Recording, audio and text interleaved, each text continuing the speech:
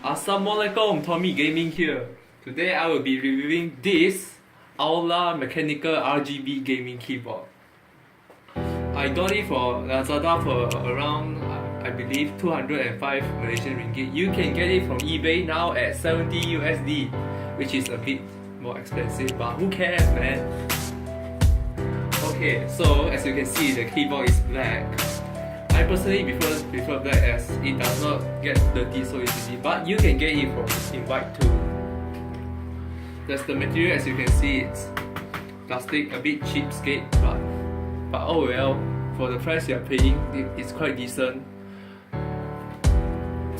The typing experience on this keyboard is pretty decent as it uses blue Gateron switches. You can see here.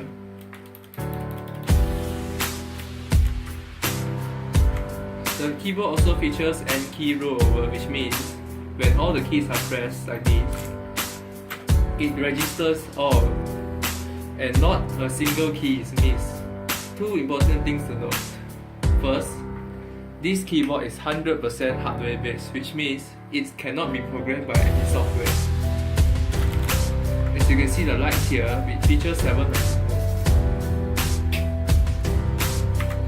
The rainbow mode is when it lights up when you press the static, the waves as I showed you earlier, the snake eater, and the briefing mode. You can off the lights too.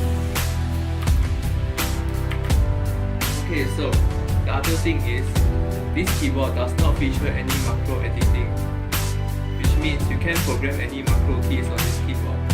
Let me know if I'm wrong in the comment section below. Okay, that's all for the keyboard review. Till next time.